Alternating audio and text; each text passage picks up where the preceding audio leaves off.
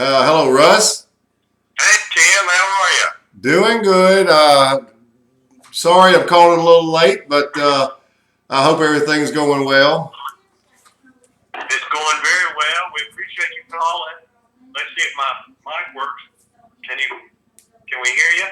I don't know. This is a test. Can you hear me? Yeah, we got you. And let me just say, first of all, Tim, how much we appreciated hearing your review of my great cigar. Well, I was glad to do it. Just reporting on what I found, but it was a good cigar. It was, well, if you saw the review or read it, saw my thoughts. Has anybody else there had any of the similar problem that I had with that cigar? Well, to be honest with you, the softness, we're smoking it right now, as a matter of fact, Hmm. and we all agreed with the how it's soft. I wonder, and I found that odd because Pepin makes good stuff. I mean, I love.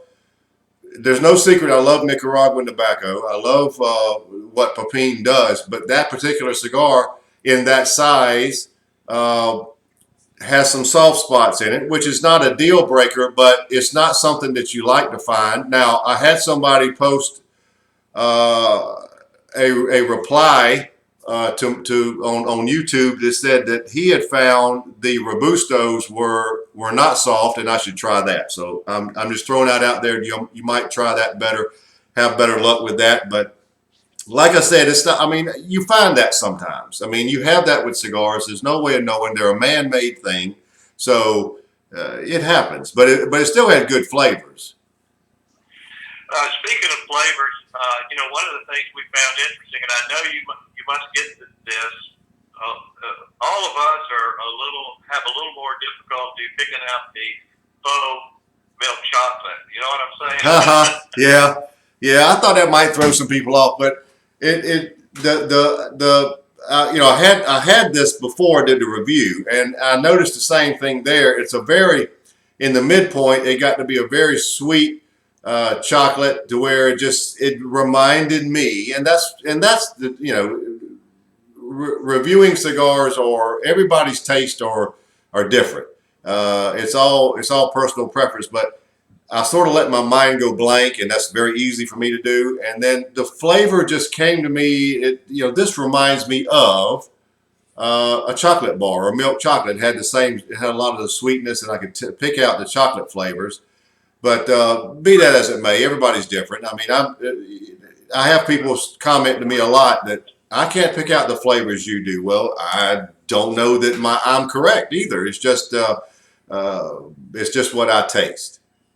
I'm hearing you. We had a lot of fun trying to figure out what a boysenberry was. Oh yeah, man. I'll tell you where that comes from. Hold on, I'm lighting the cigar now.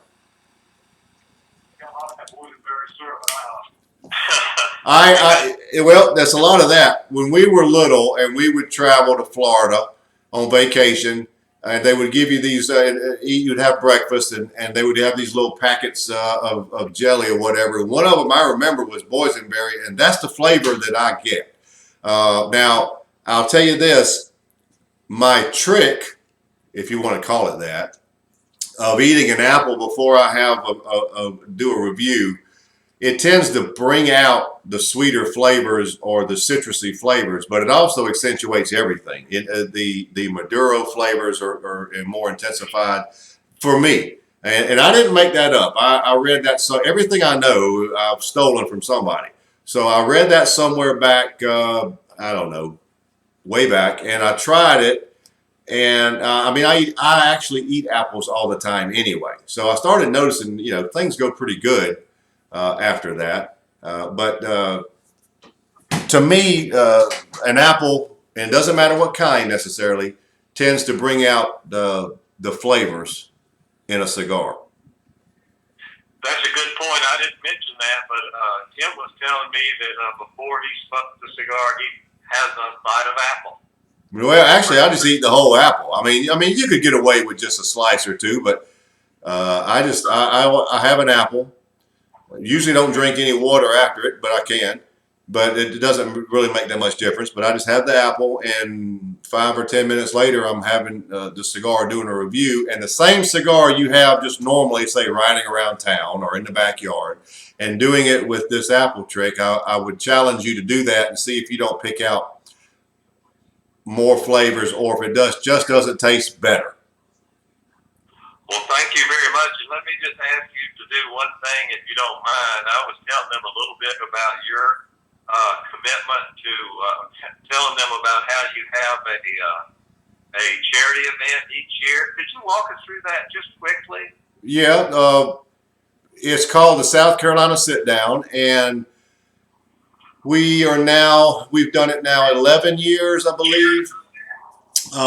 It started out simple enough, just as try to get people together that like cigars, and we had 6 whole entire people show up for the first one.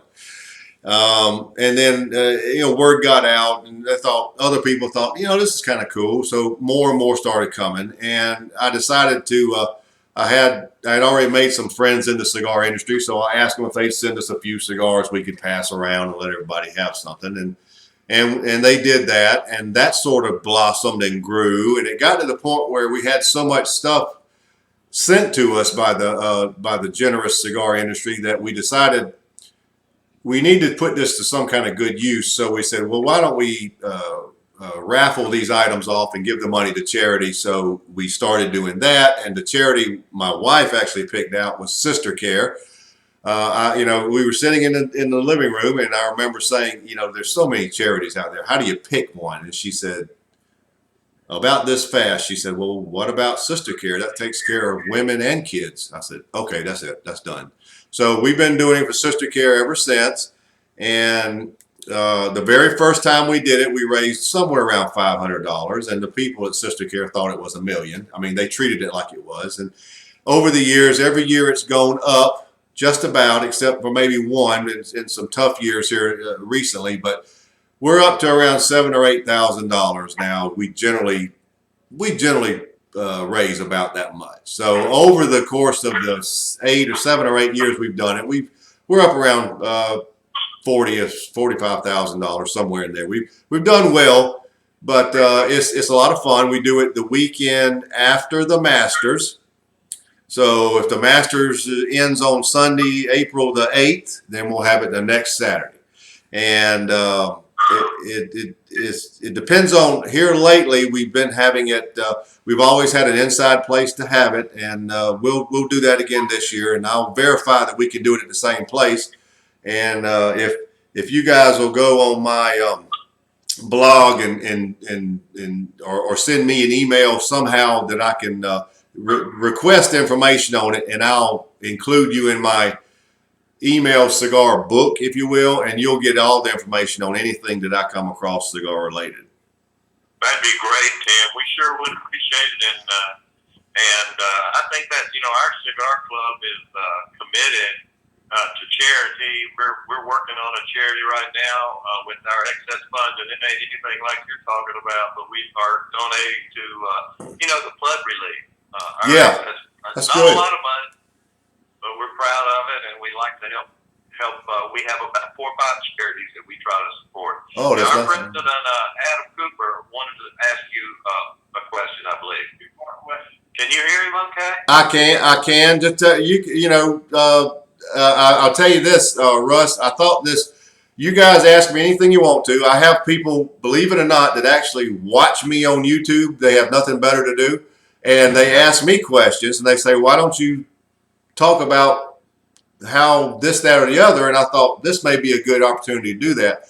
So I'm trying, if this works out, I'm actually videotaping and recording this, and if it comes out well, I'll put it on YouTube. I thought other people might want to hear what we're doing. How cool. Thank you. That's really neat. So go ahead and ask me anything. The floor is yours. All right, well, Tim, how did you get into smoking cigars? Like, were you young? How did you get into it? And also, do you have, after all this time of smoking cigars, do you have a favorite or a top 3 favorites that you like to smoke? All right, first question is easy, and I get asked that a lot. No, I did not smoke anything prior to cigars. I started It was New Year's Eve, 1998. So tomorrow's 1999. Okay, we're on a cruise and we're headed for Cozumel, Mexico.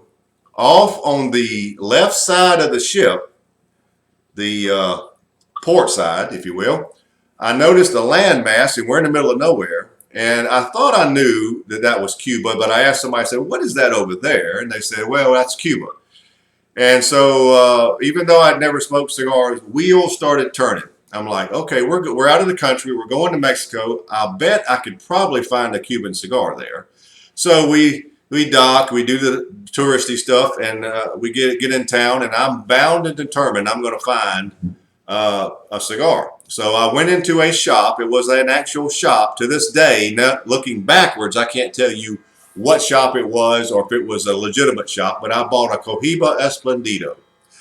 And it was $15. I remember it very well, and I thought that was extravagant, you know, for pay for anything. But I thought, okay, it's Cuban. I'm gonna ride with it. So that's what got me started. And on the ride home from the cruise, we stopped off in St. Augustine, and they had some nice cigar shops there. So I picked up a few more. And as the old saying goes, a snowball going downhill, it just grew from there. So that's how I got started. Now, and that was only, what, 15, 16 years ago. So I've only been in this 16 years, we'll say.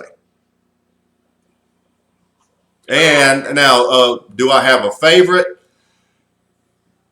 Yeah. No, not per se. I love the tangy sweetness and the spiciness of Nicaraguan tobacco. There are exceptions. I mean, there's some Honduran blend cigars, and everybody's using almost. You see a lot of people using Dominican, Honduran, Nicaraguan, all those in their cigars. But a Nicaraguan Puro is hard to beat. I like a lot of the things that Perdomo does. It's a good price point, and they have some very good cigars. I visited the Nicaraguan Perdomo factory a little over a year ago and met with Nick Perdomo, and just had a wonderful time. That's another trip you could look into doing down the road. It's very informative, but I do like Nicaraguan tobacco, and I have a lot of on a daily basis. A lot of what I have is Nicaraguan. Great, thank you. Any questions, anybody?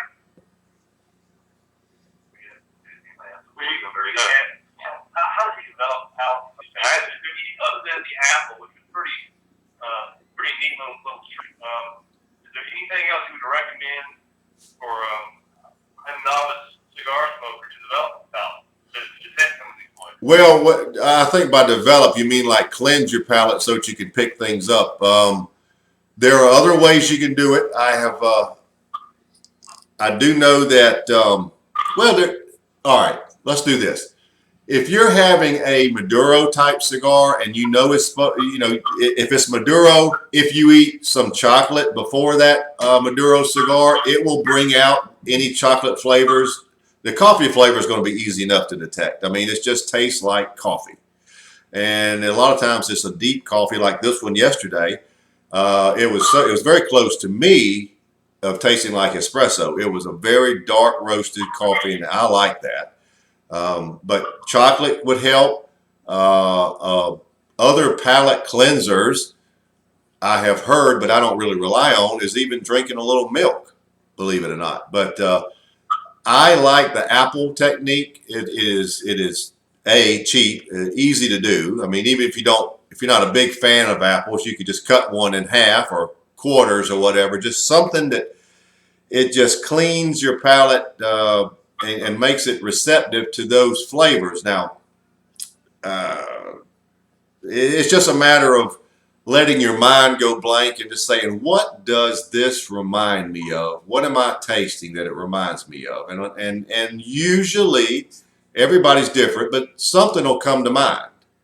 And I don't think I'm anything special or different. I really report on what I taste. And I have people saying, that's exactly what I got. And I have had people say, basically I'm an idiot and I don't know what I'm talking about. So it's just, I mean, it's just a matter of, it's all subjective.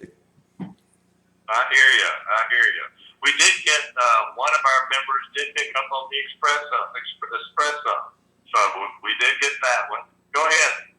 So I don't know if you're a drinker or not, but having a nice glass of single malt scotch or a nice bourbon or even a good hearty glass of wine, does that affect the flavor of the cigars you're smoking? Yes, it does. Bourbon, I am a fan of straight bourbon. No ice, no water, just straight bourbon, about 2 fingers in a glass. Ruby port, I'm a big fan of Ruby. Tawny is okay. I like port with a cigar. And I think it's the sweetness in the port that goes so well with the cigar. Again, bourbon, a sweet aftertaste, goes well with cigars.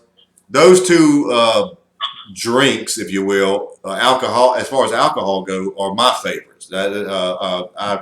I'm not a scotch drinker. I'm not a big fan of it. I can drink it, but I've heard a lot of people like scotch with a cigar. Sometimes, depending on if it's an after dinner type situation, straight black coffee goes well with a cigar. So there's really no wrong answer. With cigars, I've learned over the years, people try to pigeonhole everything and make everything so rigid and perfect. There is no perfect. I mean, it's whatever. The best cigar for you is, if the question is, do you like it? If the answer is yes, then that's it. And there's no, when I do reviews, you'll never hear me dog or downgrade a cigar as far as saying this cigar is horrible, it sucks, or whatever. I try to say what it tastes like, and then let you decide, well, that sounds like something I might want to try, or it doesn't sound like something I want to try. My score at the end is irrelevant. It's all what I think about it at that time. But don't read too much into that. It's just one guy's opinion. But as far as your drinks, your bourbon is a good one, and I also like port. I like sweet things like that. So a long time ago I got acquainted with port when we used it as communion wine. So I'm a bad boy, but I knew that's actually what introduced me to port. I actually went to the church and said, "What are we using for communion wine? Because it's really good." and they went back into the kitchen or wherever they keep it, and they threw open the doors, and there was row after row after row of what was it, Taylor's port? Just not the best port in the world, but it was sweet, and I knew I liked that. So, well, we're getting a lot of nods when you talk about port. I think a lot of us would agree with you on that one, and we got a lot of bourbon drinkers. Yeah, Booker's, Knob Creek, Eagle Rare. I know a little bit about bourbon, and I do like bourbon. I don't have it all the time, but behind me back there is several of them. And you can't see what I'm saying, but when you watch the video, if it comes out, you'll see what I mean. Great. Well, Tim, unless anyone else has any questions, we've taken a lot of your time already. We just want to say thank you very much for rating our cigar. You also rated one that we smoked last month, the Perdomo 20th anniversary, 12-year double A. We saw that review as well, so that one was excellent. Yep, they've I thought a lot of that cigar. They've got quite a few. As a matter of fact, not that it means anything, but I'm having a Perdomo Habano President right now. It's a Corojo. It's a very good cigar, but be that as it may, like I said, the best cigar for anybody is whatever they like. So nobody can tell you that cigar is not good or whatever. If you like it, it's great. So, but I appreciate you letting me do this, and I've enjoyed it, and I really appreciate you sending me those cigars to try and to review. It's always good to get. So I hope it gives you something to discuss, and just thank you very much for thinking about me. It's our pleasure. Thank you very much, Tim. And this has added a lot to our meeting tonight, and we'll look forward to hearing more about your upcoming events. All right, sir. Thank you very much. Have a good one, Tim. You too. Thanks again. You too. Bye-bye. Bye-bye.